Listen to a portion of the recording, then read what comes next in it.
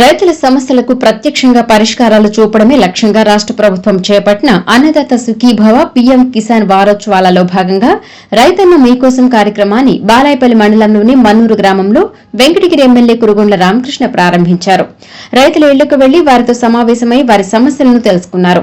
ఈ సందర్భంగా ఎమ్మెల్యే మాట్లాడుతూ రైతు సంక్షేమమే ప్రభుత్వానికి అత్యున్నత ప్రాధాన్యత అని స్పష్టం చేశారు.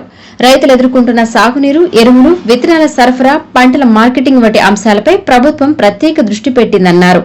రైతులకు అవసరమైన సదుపాయాలు అందించడమే రైతన్న మీకోసం కార్యక్రమం ప్రధాన ఉద్దేశమని తెలిపారు. ఇందుకోసం వ్యవసాయ శాఖ అధికారులు రైతులతో నిరంతరం సంప్రదింపులు జరపాలని సూచించారు. ఈ సందర్భంగా రైతులు తమ సమస్యలను ఎమ్మెల్యే దృష్టికి తీసుకువచ్చారు. ముఖ్యంగా సాగునీటి కొరత, ఎరువుల సరఫరా, పంటలకు గిట్టుబాటు ధరలు వంటి అంశాలపై అభిప్రాయాలు వ్యక్తం చేశారు. సమస్యలను పరిష్కరించేందుకు సంబంధిత అధికారులతో చర్చించి తక్షణ చర్యలు తీసుకుంటామని ఎమ్మెల్యే హామీ ఇచ్చారు. రైతన్న మీకోసం కార్యక్రమం ద్వారా గ్రామ స్థాయిలోనే సమస్యలు పరిష్కారం కావడంతో రైతులకు ఉపశమనం కలుగుతుందని స్థానిక రైతులు అభిప్రాయపడ్డారు.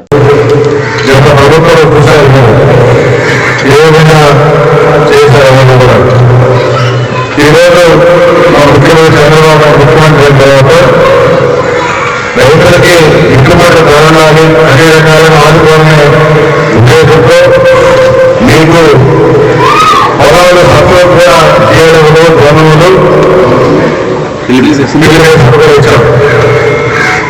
అంటే రూపాయి అంటే ఆ రూపాయికి సబ్సిడీ ఇచ్చి మీకు ఇచ్చి పొలాలు వేసుకొని పంటలు బాగా పండించుకోవాలి, బాగా పంటలు దిగుబడి రావాలన్న ఉద్దేశంతోనే ఈరోజు ప్రభుత్వం చేసింది.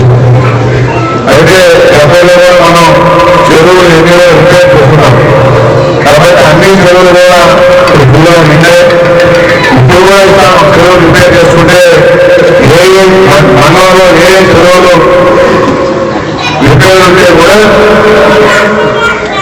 అన్ని చెరువులు కూడా ఇస్తా ఉన్నాం. అందులో భాగంగా ఈ గ్రామానికి 30 లక్షల రూపాయలు చెరువులు రిపేర్ వచ్చాం. ఇంకా ఉంటే కూడా ఇంకా కూడా సిద్ధంగా ఉన్నామని చెప్పడం తెలియజేస్తాం. ఎందుకంటే చెరువులో నీళ్లు ఎప్పుడు ఉండాలి, రైతులు కృషిగా పంటలు పండించుకోవాలనే మన ముఖ్యమంత్రి ఉద్దేశం. రైతులు లాభసాటిగా ఏ విధంగా తీసుకురావాలనే ముఖ్య ఉద్దేశం మన ముఖ్యమంత్రి. అందుకని అన్ని రకాలుగా రైతులను ఆదుకునే విధంగా ఈ రోజు ప్రభుత్వం ప్రజల సేవకుగా మీకు తెలియజేస్తా ఉన్నా. అందుకని ఈరోజు ఈ గ్రామంలో తిరిగి మీకు పండిన పంటలు కూడా ప్రభుత్వం కొనుగోలు చేసే విధంగా గతంలో చూశారు.